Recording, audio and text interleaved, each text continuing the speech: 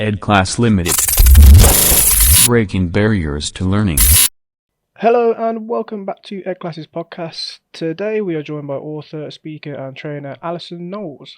Alison has extensive experience in empowering individuals to achieve goals and transform their lives. Ali helps pinpoint the complexities of emotional well-being in children and adults and helps implement effective solutions to overcome those barriers. Today we'll be discussing the challenges children face, especially in terms of their well-being and emotions, and what strategies you can implement to support them to achieve their educational potential. All right, Ali, thank you very much for joining us today. So, can you just tell the audience a bit more about yourself and what you do? Yeah, certainly. Thanks for having me. So, my name's Alison Knowles. I prefer Ali, and I head up an organisation called Subconquest. And part of Subconquest is a therapeutic model we call Ollie and His Superpowers. And it came about because I trained in CBT and well, just about every therapy out there because I wanted to get to the kids that were struggling. And it was long-winded. It fairly effective. We might have overcome one behavioural issue, but then another one would take its place.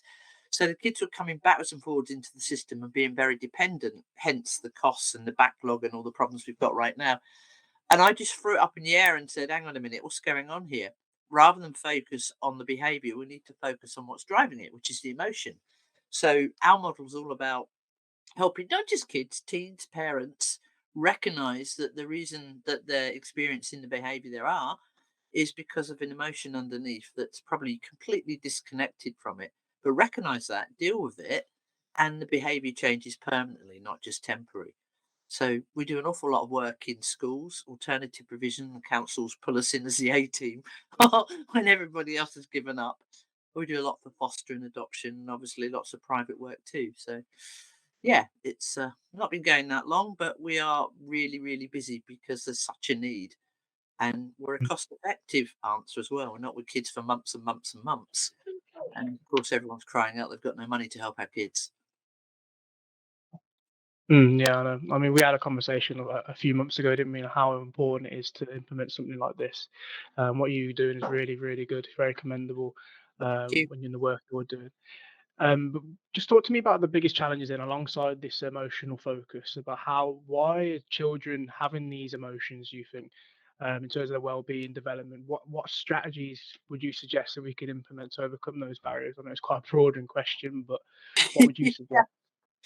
Um, I can give you a bit of a. Well, I can answer your question, but I can give you a bit of an example. There are no bad kids. Okay, all of us are emotional beings, and it's our emotions that steer us through our day. So, someone could throw a curveball at you, but it's the emotion you attach to it that determines how you deal with that and how you let it affect your world. And we're taught that we actually can't control our emotions, and we're pretty well drummed into us that children certainly can't because they don't even know what they are. And what are they? You know, the kids can point to a brain, they can point to a bone. What's an emotion? So the biggest issue we had was how to make it something tangible that they could take hold of and use and realize that they could control rather than be controlled by it. So the work that we do is around getting kids to recognize that all the emotions are part of them, not who they are, and that actually they're not the one kicking off with the bad behavior. It's this part. And we actually encourage the child to help that part, to nurture it, and to problem solve. That works wonderfully, and it really does. But it doesn't end there. What we need is for the environment of the child to change. Now, I don't mean they suddenly move out of wherever they're living and live, 5-star hotel somewhere. I mean the people in that environment, because all the child is doing is reacting to that environment, which is where it lives, who it lives with, and what's going on in its world. And as I said, we can handle anything if we attach the right emotion, but that comes from being taught. So schools are doing their very best, but they're not therapists. And again, they've only really had the behavioural therapies to depend on until now. So we need to get to the parents, and we need parents to work with us to carry on the work that we're doing. But a lot of these parents didn't have that training themselves. They don't know themselves how to manage their emotions and change their behaviour. So I think the biggest issue that we have is getting parents involved. A lot of parents that come to us privately absolutely are involved and they carry on our work so that we don't have to stay with a child for very long. Because we don't want to. We don't want anyone in therapy. But if the child has been sent to us through an organisation, can't always guarantee that the parents are going to be involved. And it's not bad parenting. It's just they don't have that understanding or information themselves, and they need someone else to fix things. And it just seems to me that we're all looking for something to fix us, looking externally. And we've got to go back. We've got to go back to where we started to back ourselves and trust internal instincts. A lovely lady said to me the other day, "What book should I buy about parenting?" And I said, "Until you've written it, you can't." And that's the truth. For all the parenting courses out there with good tips and try this, try that, every child's so unique and every parent's so unique. You've got to kind of work it out yourself. But there's a lot of peer pressure, isn't there, if your child's not doing as well or behaving as well as the next one. So then we kind Mm. of get somebody else fix it. And that's why we've got the backlog we've got. Yeah, no, 100%. I think it goes down to that having that individual approach, isn't it? Everyone's individual. What you're talking about, unique. Everyone's got their own environment. Talking about that, everyone's going. These children who've experienced trauma, they can have a massive Mm, impact on their mental health. Lack cool. of confidence as well. Um, just touching what you were touching on the parent aspect as well. If they're so disengaged, how can we overcome that barrier? I mean, because what we found as well from EDClass is how do we engage those parents who are completely disenfranchised with their child's learning? It can be quite difficult, can't it? Do we implement, safeguarding aspects or implement the MASH teams, multi-agency, that kind of thing? What would you Yeah, that'll suggest? make them engage. That I can only speak from personal experience, but it seems to me, I mean, if we take a school for an example, and the number of times I've had the conversation with a teacher, we're going to work with this little one, and then we're going to get mum in and show her what we've done so she can carry it on, so you don't need to keep paying us because we don't want anyone in therapy. And the school go, oh, they don't engage, they don't engage. And they'll tell you a section of parents that won't engage. And they'll have 101 reasons why. And then, yes, you can involve all these other organizations and agencies. We can take it back to basics. All behavior serves a purpose. Why won't they engage? Well, a lot of these parents didn't have a good time at school themselves. Being called into school about your child is like being dragged into the headmaster's office, and it will trigger stuff in them. Maybe their learning isn't that great. I mean, I can't read and write. The thought of going back into a school when I started being a therapist terrified me. Teachers are scary. Social workers are going to judge you and take your kids away. So, of course, they're not going to engage unless we absolutely step into their world, see what's going on, and try a different approach. We're all highly trained therapists. I train all the Ollie coaches around the country, but we call ourselves coaches and we wear red t shirts rather than suited and booted and blooming clipboards so that we're that stepping stone. And we can say, yeah, I know, school might be a bit scary. Coming in, see the teacher's a bit scary, but do you know what? Best one to help your kids, you. And if I give you some tips and some help here, not only will it help you, it'll help your little one too. Then they engage. But we've got this natural barrier because the apple hasn't fallen far from the tree. They had a hard time at school. They're kiddies. Schools are rubbish. Social services are, and on it goes. We need to break that, and we break it through working with the kids now and getting them to realize they can take control of stuff, but also supporting parents and not by just chucking them on parenting courses that they're going to fail because they can't read and write or, they didn't speak posh enough. We've really got to break it down. And then the argument you'll get, and I get it all the blooming time, is, well, we can't have a system that's that individual. We're working for the masses. We've got to rubbish. We've created it. We're doing it. Seriously. I bang into my trainees' heads or my coaches. First time they meet someone, they don't know what planet they're from. They don't know their language, their customs. Open your mouth, you're going to offend. Watch, observe, step into their world. You can do it. We're doing it every day. And the moment you do that, then these people are a little bit more on side. They trust you a little bit more and they're willing to listen because you're not going to lecture or berate them. So it can be done and it needs to be done. These parents need help too. Yeah, I think it goes back to the fact that parents are human beings as well, aren't they? We forget that they've got their own emotions too, and alongside their children, obviously they want the best for their child. But yeah, I think we just it's overcomplicating it in some instances, isn't it? It can be difficult it can be quite complex each individual case. But as you were saying, taking that control and going back to basics, you can Never offer a really different is, approach. and all these arguments, let's send kids, let's go there, shall we? That they need very, very specialist therapists for their type of anxiety. No, they don't. They're still kids. And they're not anxious because they are autistic, they're anxious because they're different, just like every other kid would be. And again, it's don't get lost in the story. Autism's a label. What's going on for this kid? Help the kid with what's going on with them. Park the rest of it. And the same with parents. What's going on for this parent? Why are they having trouble engaging? What do I need to do to make that easier for them? Yeah, I know, 100%, definitely. I had a great conversation with Millie Wildish, the last podcast we had, and we Yeah. were touching about trauma and trauma approaches, and the well-being of students is going to be impacted heavily on that. How would you help raise a child's confidence for that aspect? Personally and academically, if they've experienced, adverse childhood experiences or something like that aspect. We do. As I said, we do. I guess the mainstay for us on that one would be foster and adoption because those poor kids and teens, they were born into trauma, weren't they? But it comes back to, and I'm not oversimplifying this, and I know lots of experts say, oh God, it's not that simple, Ali, but it blooming well is. No one can make you think or feel anything you don't allow yourself to. You have every right to, but you are allowing yourself to. Why? How is it helping you?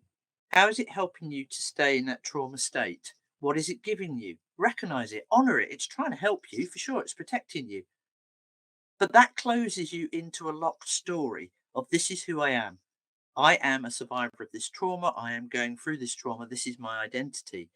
Now, if that's the only storyline you've got, you're going to get stuck.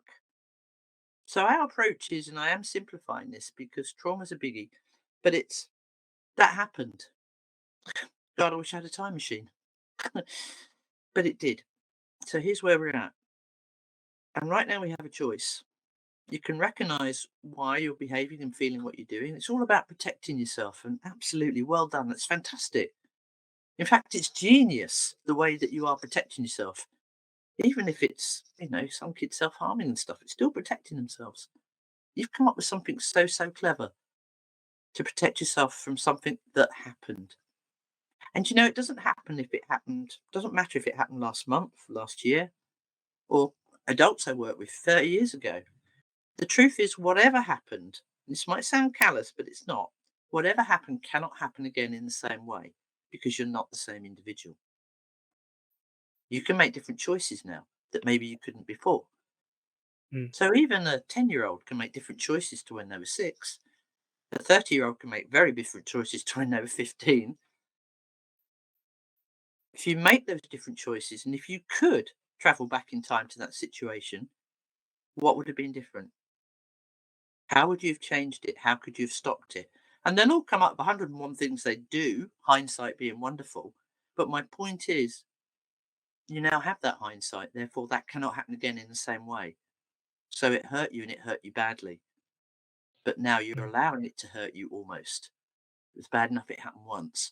And again, that might sound a little callous. It's certainly not mean to be. We're very gentle and very respectful. But they're stuck in a story. And they can give their life over to being that identity of a traumatized person. And believe me, we hear some horror stories. Well, they can go, okay, wasn't much I could do about it then. And I have a choice, two paths in front of me. I can let it color my world, or I can let it color my world. And that's how we deal with it. That's it. I think it all comes down to choices, isn't it? And then taking ownership of being able to transfer transfer what you've experienced and then transformed it into something that can be beneficial in the long run to help your future prospects, your educational potential. It's just being able to find that obviously a better solution for them that's not worked in a mainstream setting, isn't it? Um, and Yeah, and a lot overcoming of that the is kids, a difficult. lot of the kids that I work with that aren't in school, certainly the ones in foster and adoption, incredibly traumatized. They're horror stories where they've come from, and it's drummed into them that this is who they are, this is their future, and it's quite dark and negative, and it's a loop, and it's not a nice loop. And you just gently question it. What makes you so sure that's your future? Well, because. Hmm. How do you know that's definitely going to happen? Well, because. And what we're doing, the way I kind of view it is when people create a story or reality, we're all doing it. You're doing it now, I'm doing it now. We need that because we need something solid. Even if it's not a good reality, at least we know it and that makes us safe. The one thing we're terrified of is not knowing what's coming, which is why when we think about the future, we often catastrophize because then we're prepared. But once we've created this story, even if it's a horrible one and a painful one, we know it. Better the devil you know. And that's almost like being locked in a cave, and trauma is cave, heard of that lots of times. And we don't go in there and smash it down and drag them out into the sunlight. That isn't going to work. One, because even if it was successful, they'd need us to drag them out again next time. And we're about getting them to not need us. We just gently chip away at that storyline. Very, very gently. How do you know? What makes you so sure? Could that happen again? Now you're 10 years older and you've got a credit card and you could drive? I don't know. Just little things to bring a little bit of doubt into that solid structure story that they're trapped in. And it's enough just to nudge them. I use an analogy of, imagine a blooming great oil tanker, right? They take forever to turn around, don't they? Yeah. So once they're going in one direction, that's it. That's the story people are stuck in. We don't grab hold of the wheel and turn it 360. All we do is nudge it very, very slightly. Just nudge the compass so minutely you can't even notice. But over days and weeks, not months and years, that very, very slight change in direction changes the whole damn horizon. And once that changes, everything changes. And the story you wrote for yourself and the identity, the role you're playing, all changes with it. Yeah, I love that. I think I'm guilty of thinking too much about the future myself. I like probably loads of other people are as well. But I think it's having that professional curiosity, isn't it? Building that trust and rapport with these children to help move them along that journey that they might be experiencing barriers. So yeah, it's just finding a way. How do we do that? It's difficult, but there are solutions out there, aren't there? And obviously, what you're doing, what we're doing, working collaboratively, I think is one of the best approaches. So Well, take 100%. anxiety. It's one of the biggest issues. Everybody's got anxiety, mainly because everyone on TikTok's got it. But it's almost trendy now to have anxiety, but a lot of people really, really struggle and suffer with it. What you need to do is reframe it. My anxiety. Immediately, that's a story that locks the door. Yeah. You can't go out, you can't do stuff. My anxiety. We Mm. teach children and teens and adults that actually, let's break that down. What is anxiety? Fight or flight response. What's that about? It's about protecting you. Why is it protecting you? Because something scared you. You don't get anxiety unless you've been scared by something in the past or something very similar. Otherwise, you don't get anxious. So I'm not anxious about this pen because it's never scared me. But if I'd have been in a very traumatic situation with a pen, I'd get anxious at being near this pen. So it's a Mm. learned behavior. So we kind of reframe it and say, do you know, actually, anxiety isn't a bad thing. It's your bodyguard.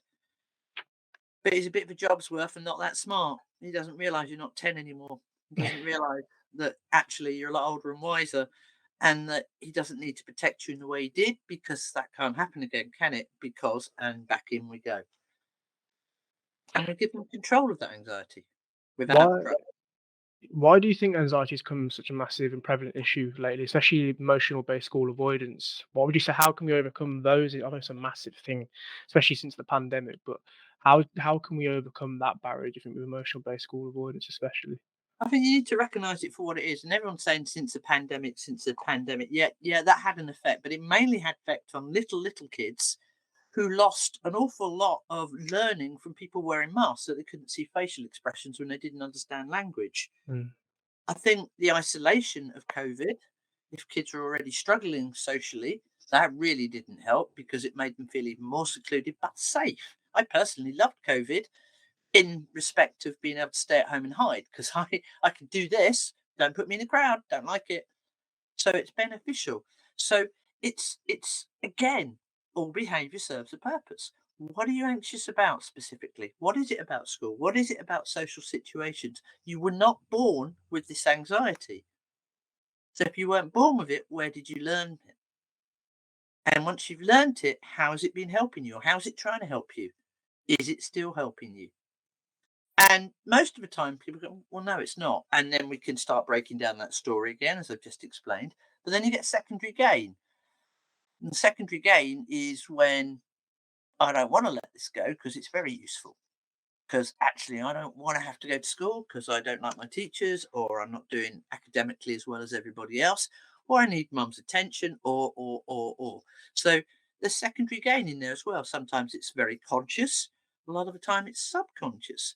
But again, a decent therapist that doesn't just tick box and say page 47 anxiety, but sit and spend some time and understand the purpose of the behavior, the emotion behind it. You can solve this and solve it quite quickly. We do not work with anyone for months and months. We're weeks and weeks, and then they don't need us because we teach, we don't preach. Mm.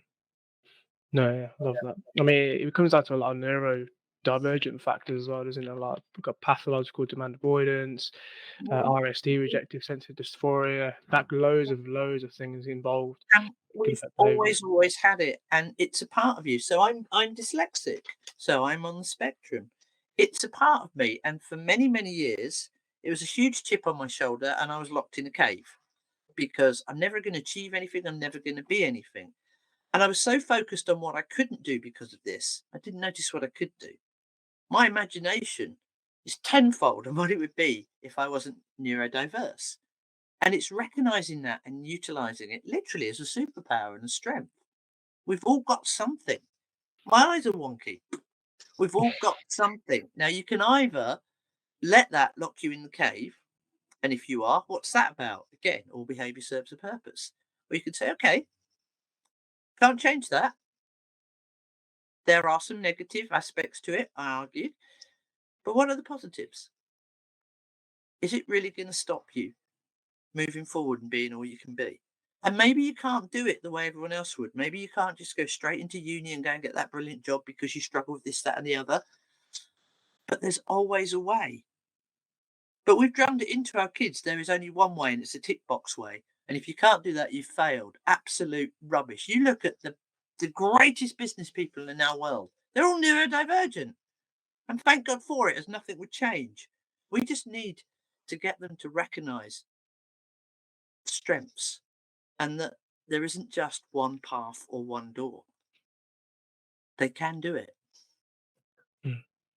No, I love that. I think it's embracing what they're good at as well, embracing their own bodies, their own confidence as well, willing to take risks. That kind of It's ignored. It's ignored. It's, oh well, this kid's autistic, this kid's that, and that becomes who they are. No, this kid's called James, that one's called Sarah. Let's work with that. That's what we need to do. I know it's difficult. It's difficult. But yes, one last final one for me. In terms of online learning, especially ed tech has boomed massively lately. What, from your opinion, how beneficial can it be? To overcome these challenges with well-being and anxiety, boosting confidence. What would you say? It's incredibly important. Otherwise, we're going to have children and young adults turning into the parents that won't engage and can't engage, who are going to have children that will become young adults. And we kind of have this thing rolling on and on and on. We need to teach our kids emotional resilience, how to control their emotions rather than be controlled by them, how to recognize who you are and the story you've written for yourself, and to recognize the absolute power you have. You've written this character, and it's a hard one to live. That's what gets me. These characters that write for themselves are incredibly painful to live. If you can do that, what else could you write? So everything in education should, it's never going to happen, but should not be a damn tick box. It should go back to individuals, encouraging children to ask questions, noticing their strengths, not just their weaknesses, labeling them and chucking them over there. We need to go back. Yeah, I love that. I mean, just having that positive behavior reinforcement as well, promoting what they're good at, isn't it? I think we what we found is we're having that peer-to-peer social interaction, hybrid models are working well, positively Yeah. reintegrating to improve that confidence aspect is one of the most important things as well, isn't it? But yeah, Ali, you've been absolutely incredible this afternoon. Really appreciate your time. Where can We absolutely love what you guys do. So, let's keep going. no, thank you very much. Yeah. So where can people find out some more information about you and what you do? So they can find our organisation by going to our webpage, which is www.ollieandhissuperpowers. When you log on, if you've got a 6 to 10-year-old, that'll be fine because it looks quite childish, our page, purposefully. Not to attract kids, because obviously they're not online, but to attract parents. But our model doesn't change, just our language does. So with children, I talk about superpowers for emotions. With teenagers, I don't mention the word emotion. Most of them would slap me. We talk about parts. We talk about whatever they want to call it. Our model works across the board. We work in schools. We work all over the country. And if you're struggling and you're not getting anywhere, or your kid's on a waiting list, pick up the phone. There's no charge to talk, and let's see if we can help. Amazing stuff. Yeah, so everyone go and check out Ali and her work. Really good stuff she did over there. Thanks. I appreciate that. All right, thank you. So that was Alison Knowles, a superb conversation there. To learn more about EDClass, call 01909 568 338 or email mail@edclass.com. You can also subscribe to our YouTube and Spotify accounts for more upcoming webinars and podcasts. EDClass Limited. Breaking barriers to learning.